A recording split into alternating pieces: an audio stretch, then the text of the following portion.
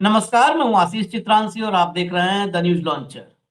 America और Israel के लिए आज की सुबह बुरी खबर लेकर के आया है और ट्रंप के गाल पर कहा जाए करारा तमाचा, तो ईरान ने करारा तमाचा जड़ा। लगातार इजराइल एक बात रिपीट कर रहा था कि जिसे भी सुप्रीम लीडर बनाओगे उसे हम मार देंगे। ट्रंप एक ही जिद पकड़ा हुआ था, तुम्हारे किसी भी नेता को हम मान्यता नहीं देंगे जब तक हमसे सलाह लेकर के तुम अपना नेता नहीं चुनोगे। यानी वही वेनेजुएला मॉडल, हमारे हिसाब से सरकार नहीं बनाओगे। ईरान नहीं सुनता ट्रंप की बात, अपने मन से बना देता किसी को, चल जाता। इजराइल भी हो सकता है मान लेता कि चलो खामनेई से मुक्ति मिली, किसी और को बना दिया। लेकिन जो ईरान ने फैसला सुनाया है, ईरान की असेंबली ऑफ एक्सपर्ट्स, जिसमें 88 धर्मगुरु होते हैं, और यही असेंबली ऑफ एक्सपर्ट्स ईरान का सुप्रीम लीडर चुनती है। कल देर शाम हमने आपको एक खबर बताई भी थी कि सुप्रीम लीडर चुन लिया गया है, नाम का ऐलान बाकी है, और 99.9% यह भी बता दिया था कि ये नाम मुज्तबा का होगा। मुज्तबा अयातुल्ला अली खामनेई के 56 साल के बेटे का नाम है। मुज्तबा खामनेई से, अयातुल्ला अली खामनेई से ज्यादा खतरनाक है। मुज्तबा अयातुल्ला अली खामनेई से ज्यादा अमेरिका और इजराइल से चिढ़ता है। अब मुज्तबा को ईरान का सुप्रीम लीडर घोषित कर दिया गया है। अब ट्रंप बिलबिलाए, इजराइल बौखलाए, उससे कोई फर्क नहीं पड़ता है। आप एलिमिनेट कर दोगे, मार दोगे, क्या होगा बाद की बात है। लेकिन ईरान का ये जवाब जो है, मुज्तबा को कमान देने का फैसला, ये ईरान के माइंडसेट को क्लियर कर दिया है, बिल्कुल क्लियर, कि अब युद्ध भीषण होगा। ईरान पीछे कतई नहीं हटेगा, क्योंकि मुज्तबा अपने पिताजी से बहुत ज्यादा एग्रेसिव इस मामले में है। आईआरजीसी में, जो आईआरजीसी सबसे बड़ी ताकत है ईरान की, आईआरजीसी में मुज्तबा की बहुत तगड़ी पैठ है।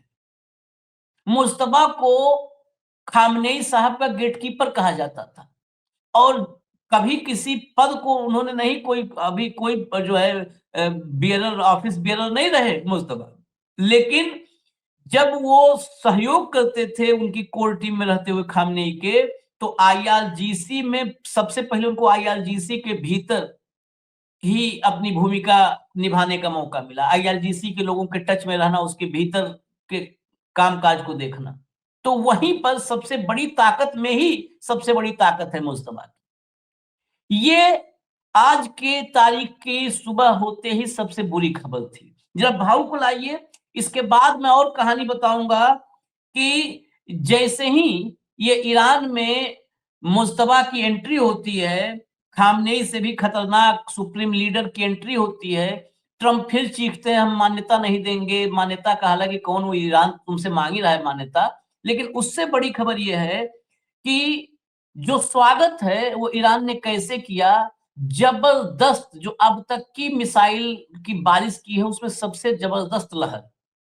और इजराइल में कुछ ऐसी मिसाइलें गिरी हैं जिनके बारे में विदेशी मीडिया ये रिपोर्ट कर रहा है, अनुमान लगा रहा है कि ये धरती फोड़, मतलब ये शब्द हम अपनी तरफ से दे रहे हैं, धरती फोड़ मिसाइल है, जो नीचे 40 फीट 50 फीट नीचे बंकर बना रखा है, जिसमें सायरन पर लोग भाग रहे हैं, उन वहां पर तबाही ला सकने वाली मिसाइल है। और एक आध फुटेज तो ऐसी आई है जिसमें जमीन के भीतर छेद हो गया है, धरती में छेद हो गया है उन मिसाइलों के गिरने से, और भयंकर तबाही के विजुअल्स हैं। मैं आपको एक एक करके, बस आप रुकिए साथ में, एक एक हिस्से को समझिए, जो बीती हुई रात का सारा अपडेट इस कार्यक्रम में। भैया दिखाना शुरू करिए, हेडलाइन से शुरू करिए दिखाना, और फिर मुस्तफा से आपका परिचय करवाते हैं। ईरान में मुज्तबा खामनेई को ही क्यों चुना सुप्रीम लीडर, ट्रंप के ख्वाब अधूरे। ये अधूरे नहीं, दूर दूसरी लिखने में लोग भी अधूरा ही थोड़ा सा कलम चलाते हैं। आगे बढ़िए, चला भीतर चलिए, खबर क्या अभी क्लियर हो जाएगा, सब क्लियर हो जाएगा। एक एक करके लाते जाइए। ईरान में सर्वोच्च नेता के पास विदेश नीति और देश के परमाणु कार्यक्रम सहित सभी मामलों में सर्वोच्च अधिकार होता है। साथ ही वह निर्वाचित राष्ट्रपति और संसद का मार्गदर्शन भी करता है, मतलब राष्ट्रपति से ज्यादा शक्तियां सुप्रीम लीडर के पास हैं। ईरान के फैसले को एक्सपर्ट डोनाल्ड ट्रंप के लिए झटका मान रहे हैं, क्योंकि उन्होंने मुस्तफा को कमजोर नेता बताते हुए खारिज कर दिया था। इसके अलावा ट्रंप चाहते थे कि सुप्रीम लीडर चुनने में उनकी राय भी शामिल हो। चेंज करिए। मिडिल ईस्ट इंस्टीट्यूट के वरिष्ठ फेलो एलेक्स वटांका ने कहा कि इस पैमाने पर अभियान चलाना, इतना जोखिम उठाना और अंत में 86 साल के व्यक्ति को मार डालना और फिर उसकी जगह उसके कट्टरपंथी बेटे को नियुक्त करना संयुक्त राज्य अमेरिका के लिए एक बड़ा अपमान है। विश्लेषकों का कहना है, ये हम नहीं कर रहे अपमान, वही कह रहे हैं जो हमने कहा करार तमाचा। विश्लेषकों का कहना है कि मुस्तफा का चुनाव, जो एक कट्टरपंथी मौलवी हैं जिनकी पत्नी, मां और परिवार के अन्य सदस्य भी अमेरिकी इजरायली हमलों में मारे गए थे, ये साफ संदेश देता है, मतलब कोई समझौता नहीं, बस बदला। आगे चलिए। राइटर्स की खबर के मुताबिक मिडिल ईस्ट इंस्टीट्यूट के वरिष्ठ फेलो पॉल सलेम ने कहा कि मुस्तफा के नेतृत्व में ईरान के कठिन दिन आने वाले हैं। अब ये तो लिखा ऊपर नीचे पढ़िए, क्योंकि मुस्तफा ऐसी शख्सियत नहीं जो अमेरिका के साथ कोई समझौता कर सके। मतलब अच्छे दिन तो ये मानते हैं जो अमेरिका के साथ समझौता कर ले, इसलिए कठिन दिन ऊपर लिखा है कि मुस्तफा ऐसी शख्सियत नहीं जो अमेरिका के साथ कोई समझौता कर सके या कूटनीतिक रूप से अपनी रणनीति बदल सके। उन्होंने कहा कि मुस्तफा को चुनना आक्रामक रुख है, जो कि आक्रामक वक्त में लिया गया है। पूर्व अमेरिकी राजनयिक और ईरान विशेषज्ञ एलन आयर ने कहा कि मुस्तफा अपने पिता से भी ज्यादा क्रूर और कट्टरपंथी हैं। वह आईआरजीसी के पसंदीदा उम्मीदवार थे। आगे चलिए। मुस्तफा ने सिया धर्म से जुड़ी शिक्षा के केंद्र कोम के मदरसों में रूढ़िवादी मौलवियों के पास रहकर पढ़ाई की है। उन्हें हुज्जतुल इस्लाम, सिया इस्लाम में एक उच्च स्तरीय धार्मिक उपाधि मिली हुई है। मैं आपको बता दूं, हुज्जतुल इस्लाम ये दूसरे मतलब उसके नंबर पे आती है।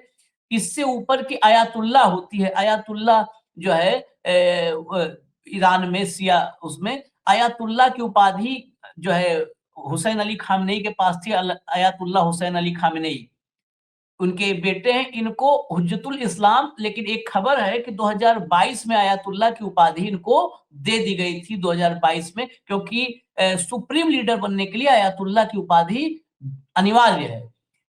अब नीचे पढ़िएगा, मुस्तफा के लिए अमेरिका और मुस्तफा का संबंध जरा। अमेरिकी वित्त मंत्रालय ने 2019 में मुस्तफा पर प्रतिबंध लगा दिया था। अमेरिका का आरोप था कि मुस्तफा खामनेई किसी चुने हुए या औपचारिक सरकारी पद पर नहीं होने के बावजूद अपने पिता के प्रतिनिधि की तरह काम करते हैं और सत्ता के फैसलों पर असर डालते हैं। आज से 7 साल पहले मुस्तफा पर प्रतिबंध लगाया गया था, और बड़ी बात और उसमें कि 2019 में जब प्रतिबंध लगाया गया था, उस वक्त डोनाल्ड ट्रंप ही अमेरिकी राष्ट्रपति थे। डोनाल्ड ट्रंप उस वक्त भी थे। सुप्रीम लीडर चुनने वाली परिषद के एक सदस्य अयातुल्लाह मोहसेन हैदरी अल कासिर ने रविवार को एक वीडियो में मुस्तफा को चुनने की वजह बताई। उन्होंने कहा कि खामेनेई कहते थे, अब यहाँ फिर इंपॉर्टेंट लाइनें हैं, जितने आपको हिस्से दिखा रहे हैं सब बहुत महत्वपूर्ण है। खामेनेई कहते थे कि ईरान का शीर्ष नेता ऐसा होना चाहिए जिससे दुश्मन यानी अमेरिका और इजराइल नफरत करें, मतलब उसे पसंद न करते हो। ये खामेनेई पहले ही कहते थे कि ऐसा सुप्रीम लीडर होना चाहिए जिससे इजराइल और अमेरिका नफरत करें, इसीलिए मुस्तफा को लाए हैं। हैदरी ने आगे कहा कि यहां तक कि महान शैतान अमेरिका ने भी उसका नाम लिया है। बता दें, हैदरी यहाँ ट्रंप का जिक्र कर रहे थे, जिन्होंने मुस्तफा को अस्वीकार्य विकल्प बताया था। यानी ट्रंप ने मुस्तफा को पहले ही कह दिया था कि ये कतई एक्सेप्टेबल नहीं है, इसे हम एक्सेप्ट नहीं कर सकते हैं। आगे चलिए जरा, आगे चलिए। अब चलिए अब जरा भाव के पास चलो, उससे पहले देख लीजिए, ये मुज्तबा हैं जो खड़े हैं पिता के कंधों पर हाथ रखे हुए, ये मुज्तबा हैं। और इसके बाद अगली जो फोटो है, ये जो पहली पोस्ट की गई है वो पोस्ट है। ये आपको जो पोस्ट में लिखा हुआ है, मैं इसका हिंदी अनुवाद, इसको आप रखिए, जो लोग पढ़ पाएंगे उस भाषा को जानते होंगे, ठीक है, नहीं हिंदी अनुवाद जो इसका है मैं बताता हूँ। ये फोटो पोस्ट किया गया है ऑफिशियली, और लिखा है इस पे, लीडरशिप पर एक्सपर्ट्स की असेंबली अपने धार्मिक कर्तव्य और भगवान के सामने, मतलब भगवान क्या अल्लाह वहां पर लिखा होगा, के सामने हाजिरी में विश्वास के अनुसार आज के खास सेशन में लीडरशिप पर एक्सपर्ट्स की असेंबली के सम्मानित प्रतिनिधियों के एक मत वोट के आधार पर अयातुल्ला सैयद मुज्तबा हुसैन रावमेही को इस्लामिक रिपब्लिक ऑफ ईरान के पवित्र सिस्टम के तीसरे लीडर के तौर पर नियुक्त और पेश किया गया है। और ये फोटो और ये पोस्ट की गई है मुस्तफा के लिए। अब इसके बाद और जरा महत्वपूर्ण है कुछ विजुअल्स, जरा दिखाइए, मुस्तफा को सुप्रीम लीडर बनाए जाने के बाद ईरान की तस्वीरें। दस्त खुदा अयान शुद, खामेनेई जवान शुद। عکسای بیاریم بالا. دست خدا عیان شد، خامنه‌ای جوان شد. الله اکبر، الله اکبر. ये जो नारे लग रहे थे वो नारे क्या है भावों में बता दूं, ये नारे जो थे, अल्लाह का हाथ दिख गया, खामनेई फिर से जवान हो गए। जो शुरुआत में नारे लग रहे थे, एक बार अगर शुरू से चला देंगे तो नारे सुनवा दीजिए एक बार। अल्लाह, हाँ, चलाइए। عیان شد، خامنه‌ای جوان شد. عکسای بیاریم بالا. دست अल्लाह خدا का हाथ عیان दिख شد، गया, خامنه‌ای खामनेई फिर جوان से شد.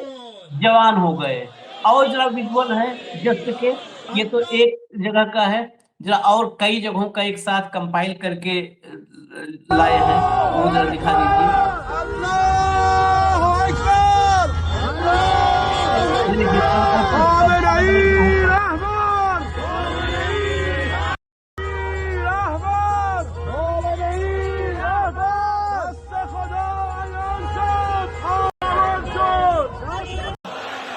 دست خدا بر سر ما، خامنه ای رهبر ما.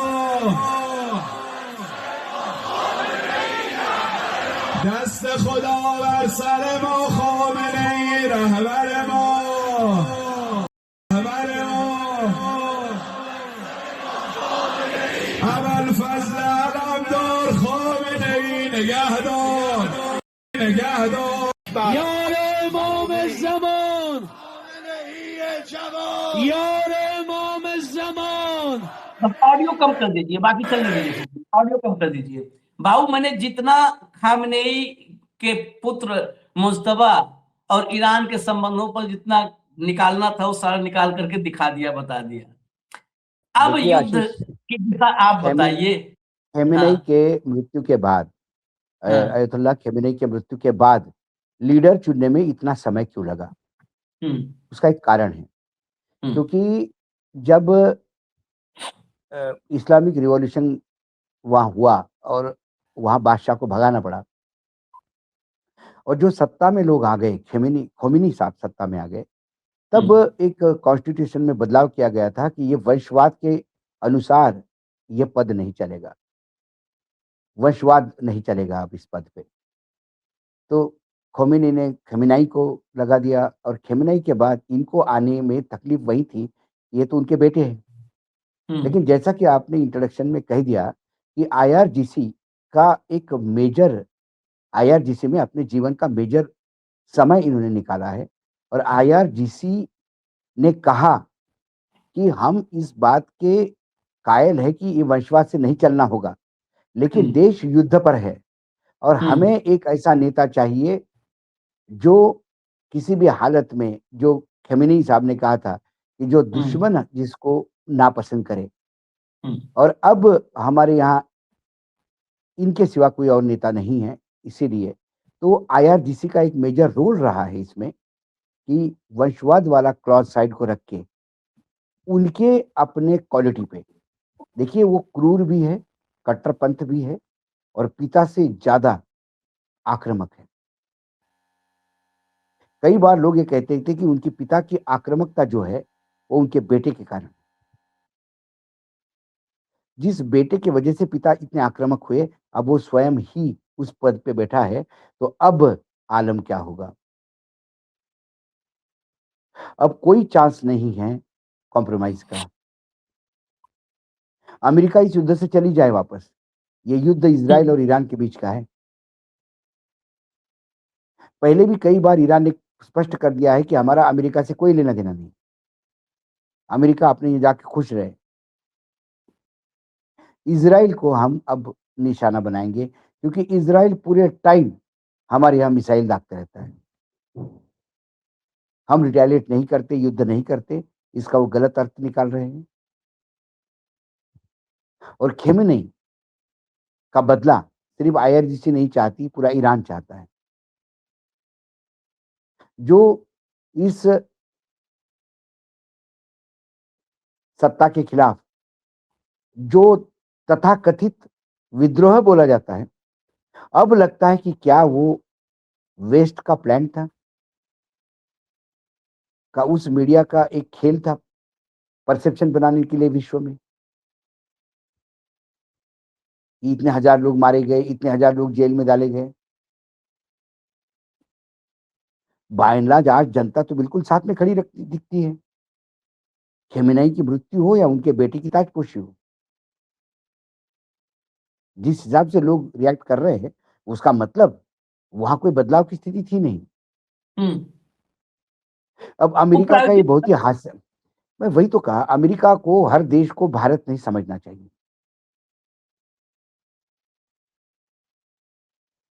या भारत ने अमेरिका की आदत बेकार कर दी कि आप जो कहेंगे वही आप आदेश करें आका। तो अमेरिका का दिमाग खराब हो गया। अब वो कहते हैं कि भाई युद्ध चल रहा है, हम्म, कोई बदलाव नहीं हो रहा है, सिर्फ लीडर की मृत्यु हो गई तो उसकी जगह नई नियुक्ति हो रही है। हम्म, ये कहते हैं कि हमको पूछ के करें। अरे आपको पूछ के करते तो आपकी मिसाइल दागते क्या? हम्म, आपको पूछ के क्यों करे? सरेंडर हो गए क्या? आप व्हाइट हाउस में बोल दीजिए कि उनकी नेवी भी खत्म, एयरफोर्स भी खत्म, आर्मी भी खत्म, उनका कुछ नहीं बचा। आपके बोलने पे क्या जाता है? जीएसटी थोड़ी लगता है। जितना चाहिए लंबी लंबी फेंक दीजिए। आप उधर लंबी लंबी हाँक रहे हैं और उनके लंबे लंबे मिसाइल आपको भगा रहे हैं। तो कुल मिलाकर ये युद्ध और उग्र होगा। वही अब तो और जब और पिता के पास थोड़ी माफी की जगह थी, बेटे के पास बिल्कुल नहीं है। वो दरवाजा ही नहीं रखा है। मुस्तफा की नियुक्ति ही इसकी इस बात की तस्दीक करती है, ऐलान है ये। और मुस्तफा के लिए ऐलान क्या, पिता को खोया, पत्नी को खोया, परिवार पूरा बच्चों को खोया। बहनोई, भांजी, पूरा का पूरा परिवार, मतलब माता पिता, बहनोई, अपनी पत्नी, अपना बच्चा, बेटा, मुस्तफा की पत्नी बेटा सब उसमें मारे गए थे। तो बेटा भी खोया, पत्नी भी खोई, पिता भी खोया, माँ भी खोया, बहनोई भी खोया, भांजा भी खोया, भांजी खोया, सब मर गए। तो अब हाथ में कमान आई और कमान आते ही हुआ क्या है, अब आगे उस पार्ट पर चलते हैं। आते ही क्या हुआ, जरा लाइए भैया, हेडलाइन लाइए। ईरान के नए सुप्रीम लीडर आते ही एक्शन में, पहली मिसाइल इजराइल पर दाग दी। ये पहली मिसाइल इजराइल पर तो सांकेतिक लिखा है, मतलब पहली मिसाइल, ये पूरी खेप है। और पिछले जो है, जब ये फाइनल हुआ नाम इनका, वो करीब करीब हो गए 17-18 घंटे, नाम इंटरनली 20 घंटे हो गए फाइनल हुए। उसके बाद जरा देखिएगा आप इंटेंसिटी। लाइए, अब लाइए एक एक करके विजुअल्स और खबरें दिखाइए, क्या हुआ है उसके बाद ईरान की तरफ से अमेरिका और उसके साथी देशों में जो भी उसके चेले हैं, वहां पर क्या हुआ है। ये विजुअल देखिए, सबसे सबसे ज्यादा हाहाकारी विजुअल यही का माना जा रहा है, सबसे ज्यादा ये वायरल है। इसमें अच्छा, सभी वेस्टर्न सोर्सेज भी विजुअल दे रहे हैं, बस इतना उसमें लिख रहे हैं कि अनवेरिफाइड है, एग्जैक्ट जो है, क्योंकि इजराइल में मिलिट्री सेंसरशिप की वजह से बहुत डिटेल आना जो है मुश्किल हो रहा है। इसमें क्या है, मैसिव इन्फर्नो इन सेंट्रल तेल अवीव, जो रसिया न्यूज लिखता है, unverified footage shows a major fire engulfing a strategic underground site, बाप रे। strategic underground site and surrounding residential structures. Reports pinpoint the central command shelter area. ये सेंट्रल मतलब बहुत ज्यादा वहां पर, क्योंकि कोई भी मीडिया रिपोर्ट आई नहीं रही है, लेकिन सेंट्रल कमांड का शेल्टर एरिया बताया जा रहा है, और ये स्ट्रेटेजिक अंडरग्राउंड साइट और उसके आसपास का जो रेजिडेंशियल स्ट्रक्चर है, यहाँ पर बहुत बड़ी तबाही नजर आ रही है, बहुत बड़ी। तेल अवीव में है। आगे चलिए, अगले पे आइए। ये जरा देखिएगा, मिसाइलों की खेप, זה הטיל ये המתפצל, חברים. ये है मुस्तफा के आने के बाद। ये देखिए, זה הטיל המתפצל. Iranian missiles rain down Israeli occupied territories. अभी और जो ऑफिशियल फुटेज जारी किया है ईरान ने, हम वो भी आपको दिखाएंगे। זה הטיל ये देखिए, המתפצל. इसके बाद आइए, इजराइल की स्थिति, कितनी भी सेंसरशिप है, कुछ चीजें तो लीक हो ही जा रही है मोबाइल से। अगला फुटेज लाइए। ये आगे आपको जो हम दिखा रहे हैं, ये बेन गुरियन एयरपोर्ट, तेल अवीव का बेन गुरियन एयरपोर्ट है। यहाँ पर ये जो दिख रहे हैं, ये शेल्टर लेने वाले हैं, एयरपोर्ट पर शेल्टर लिए लोग हैं, ये बेन गुरियन एयरपोर्ट पर। और देखिए कैसी भीड़ जमा है, जबकि इजराइल में तो वैसे भी फ्लाइट्स वगैरह तो करीब बंद हैं, करीब ये इतनी भीड़ है, ये सब शेल्टर लिए लोग हैं। और ये जो मैं जो भी फुटेज दिखा रहा हूँ, ये बहुत विश्वस्त लोग, जैसे ये उमाशंकर सिंह ने फुटेज डाला है, ऐसे लोग जो हवाई नहीं वो करते, उनके तरफ से सब चीजें हम कोशिश करते आए। चलिए अगला दिखाइए, अगला लाइए।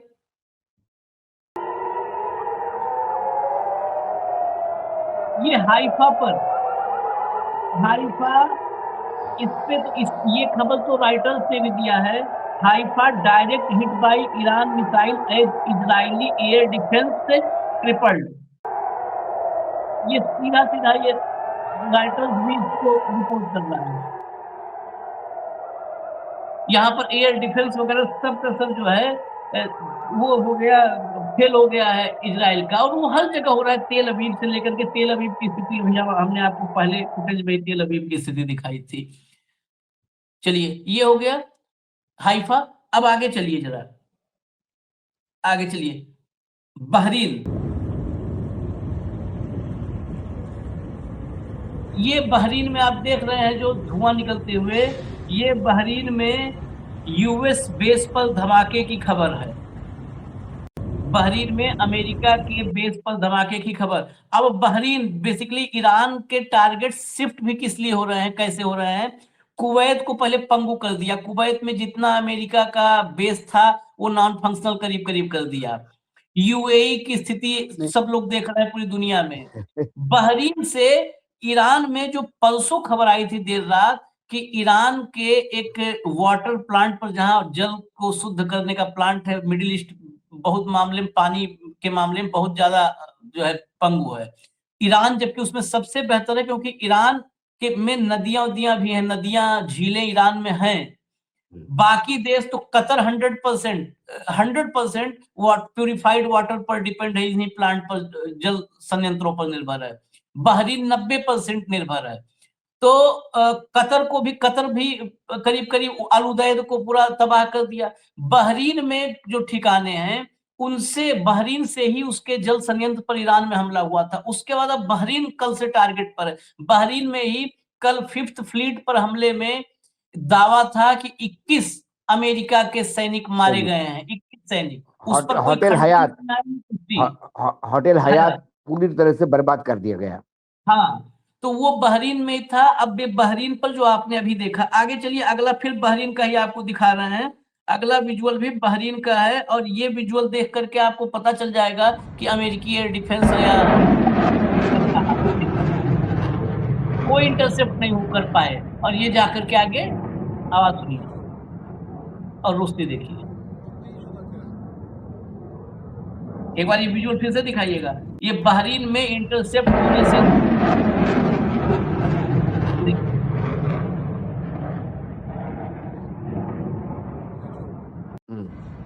ये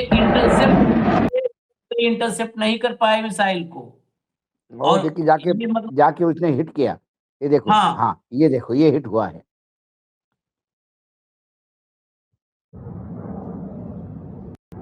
ये बहरीन हो गया। अब अगला विजुअल बड़ा महत्वपूर्ण है इजराइल से, और ये रिपोर्ट ही की है। इसके लिए मतलब एक हमारे रिपोर्टर ऐसे हैं कि जो मतलब जिनकी तारीफ भी हम कर सकते हैं। ऐसा नहीं कि पत्रकार वैसे नहीं जिनकी तारीफ न की जा सके। हम कुछ लोगों बार बार नाम ले रहे हैं, ईरान में या विदेश मामलों में वो शंकर सिंह का नाम लेते हैं। मधुरेंद्र हाँ, तो आज 16-17 साल पहले मतलब हमारे साथ योगी भी रहे हैं। सही है। मधुरेंद्र मतलब जान हथेली पे लेकर कर रहे काम ही। हाँ, जान हथेली पे लेके जा रहे हैं। मधुरेंद्र पर मतलब वो ऑथेंटिक पत्रकारिता, वही एक पत्रकार दिख रहा है। ये देखिए, ये मधुरेंद्र की रिपोर्ट का एक छोटा सा विजुअल है। देखिए भाव, देखिए लोग घुस घुस के उसमें झांक रहे हैं। इस पे कई मिनट का मतलब लंबा 2 मिनट 2.5 मिनट का पूरी रिपोर्ट है। ये सब धरती फोड़ अब जो है शब्द हम दे रहे हैं, धरती फोड़। देखिए पूरा का पूरा अंदर, अगर इसके नीचे कोई, ये देखिए ऐसा भी नहीं सॉलिड, वो नीचे लोग झांक रहे हैं कि कहाँ जा रहा है रास्ता। अगर ये नीचे कोई होगा सिस्टम, इसके नीचे कोई शेल्टर होगा, बंकर, तो वहां पे क्या हुआ होगा। अब इसके बाद चलिए, यही पहला वाला जो पहला विजुअल था उसको इससे कनेक्ट कीजिएगा, जो पहला लेटेस्ट विजुअल आया है जिसमें कहा जा रहा है कि अंडरग्राउंड जो है वहां पर फैसिलिटीज थी और वहां पर मिसाइल गिरा है। अब आइए अगले पे आइए, इसके आगे चलिए। और इस टाइप के मिसाइल पहली बार देखने को मिले, जो अभी तो बंकर को अभी तोड़े, आज जो बंकर को तोड़े। मुस्तफा को सुप्रीम लीडर बनाए जाने के बाद भाई ऐलान किया है। उसका बाद, और हाँ, तो उसका सेलिब्रेशन नहीं है। अगली लाइए जरा, क्लेस रिपोर्ट की ये विजुअल्स हैं। बापको रिफाइनरी, आरामको तो बंद ही हो चुकी है। आरामको जो दुनिया की नंबर 1 है वो बंद हो चुकी है। ये बापको है जो आप देख रहे हैं, ये बहरीन में है। बापको refinery, the largest oil refinery in Bahrain. ये लार्जेस्ट ऑयल रिफाइनरी बहरीन की सबसे बड़ी ऑयल रिफाइनरी है जो आप सामने देख रहे हैं जलते हुए। The Bapco refinery, the largest oil refinery in Bahrain, was hit by Iranian strikes earlier this morning. ये आज 9 तारीख सुबह 10 बजे क्लैश रिपोर्ट ने ये खबर दी है, 9:54 पर, कि बहरीन की सबसे बड़ी ऑयल रिफाइनरी, सऊदी की सबसे बड़ी ऑयल रिफाइनरी बंद। यूएई की फुजैरा जो सबसे बड़ा ऑयल डिपो तबाह। बहरीन की सबसे बड़ी ऑयल रिफाइनरी बंद। मुझे तो चिंता ये हो रही है आशीष जी कि कल ये युद्ध समाप्त हो जाए। हम सभी चाहते हैं युद्ध खराब ही होता है, समाप्त हो जाए और हॉर्मुज खुल भी जाए, तो तेल होगा क्या हॉर्मुज से आने के लिए? सवाल कीमतों का नहीं, अब सप्लाई का भी है। क्योंकि जिन रिफाइनरी को जितना डैमेज हुआ है, जो लगातार डैमेज हो रहा है, ये फिर से रीबिल्ड भी नहीं हो पा रहे हैं। किसी भी जगह पे लोग बंद करके भाग गए हैं, किसी ने फिर से उसको रेक्टिफाई या रीबिल्ड करने का प्रयास नहीं किया। युद्ध समाप्त होने के बाद ये सब लोग रीबिल्ड करेंगे और उसके बाद ऑयल एक्सप्लोरिंग चालू हो जाएगा। तब तक के लिए क्या, ये युद्ध सिर्फ युद्ध के दौरान इंपैक्ट नहीं डालेगा क्रूड पे, युद्ध खत्म होने के बाद भी कई महीनों तक ये इंपैक्ट बना रहेगा। अभी मैंने आपको 3 बताया ना, फुजैरा, यूएई, बहरीन की सबसे बड़ी, बापको, सऊदी की सबसे बड़ी आरामको, उस सिलसिले में चौथा भी बचा हुआ है। कल हाइफा में जो इजराइल की सबसे बड़ी जो वहां पे भी मारा है, इजराइल को भी मारा है। जो इजराइल के टोटल एनर्जी का 60% सप्लाई करता है, सप्लाई करता है 60% टोटल एनर्जी उसको कंजम्पशन कल ही करता है। हिट कर दिया है उन्होंने। उसको हिट किया, कल उड़ाया है हाइफा में। तो पूरे मिडिल ईस्ट में आप सऊदी देखिए, हाँ ईरान में भी बड़े पैमाने पे, मैं आज आपको बताऊं, ईरान में जो मतलब आज वाली रात के पहले कल वाली रात में जो बम्बार्डमेंट किया है, अटैक किया है अमेरिका और इजराइल ने, वहां पर कम से कम आधा दर्जन ऑयल डिपो को टारगेट किया है। और टारगेट किया उन आधा दर्जन ऑयल डिपो में इतनी भयंकर आग लगी कि जो सीवर लाइन है, जो उस सीवर लाइन में उसमें तेल चला गया और सीवर लाइन चला गया, जलने लगी। सीवर लाइन में जलने लगी, उसमें आग भड़क हाँ, उठी। तो पूरा आग दिख रहा है। उसके बाद आज उसका क्या इफेक्ट हुआ है कि अब ऊपर से जो है वो तेल, पेट्रोल, डीजल के ऊपर से बारिश हो रही है, ऊपर से उसकी बूंदें गिर रही हैं। जो है वो हाइड्रोकार्बन कैसे रिएक्ट किया है, वो तो साइंटिफिक चीजें और डिटेल में ऊपर से। तो वहां पर वो बड़ा मतलब तेहरान के आसपास के बहुत सारे इलाकों में बहुत इसको लेकर के चिंता जताई जा रही है कि इससे गंभीर रोग, मतलब ये सब वो है कि बॉडी पे आए, कहीं कैंसर टाइप चीजें हों। तो ईरान में इसमें कोई डाउट नहीं कि जब हम बार-बार हर नहीं नहीं नहीं कार्यक्रम में नहीं, रिपीट करते हैं हम कि ईरान में बार इतनी बार तबाही रिपीट कर नहीं रहे होनी हैं, चाहिए। ईरान बिल्कुल तबाह हो गया है। हाँ, लेकिन जो लोग ये कह रहे थे कि हम ईरान को खत्म करके हम सुखी रहेंगे, वो भी ईरान इतने ही बर्बाद हो गए। इजराइल, हाँ, अमेरिका हाँ, दूर है इसलिए बचा है, लेकिन अमेरिका के जितने आर्मी एस्टेब्लिशमेंट है सब टारगेट हुए हैं। अमेरिका को मदद करने वाले तमाम देशों की ऑयल रिफाइनरीज टारगेट हुई है, ऑयल डेपोज टारगेट हुए हैं, एयरपोर्ट्स टारगेट हुए हैं, अमेरिकन शिप्स टारगेट हुई है। और एक अमेरिकन टैंकर बड़े अमेरिकन फ्लैग बियर करके बड़ा ताकत से निकला था हॉर्मुज में, वो समुद्र के नीचे चला गया है।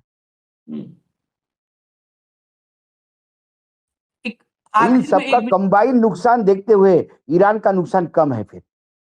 हाँ, एक एक आखिरी जो है दिखा देते हैं जरा फुटेज, जो ऑफिशियली ईरान की सरकारी मीडिया ने ऑफिशियली जारी किया है। ये फुटेज जारी करते हुए ये देखिए।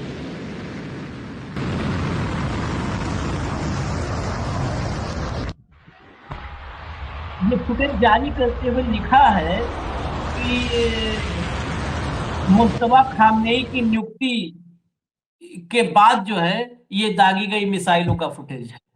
मतलब उसमें ये कहा है कि मुस्तफा खामनेई की नियुक्ति के बाद ये हमले किए जा रहे हैं और ये पूरी लहर, ये तो एक वीडियो जारी करते हैं एक लॉन्चिंग का, एक मिसाइल लॉन्च करने का, ये पूरी लहर खेप ही है मुस्तफा की नियुक्ति के बाद।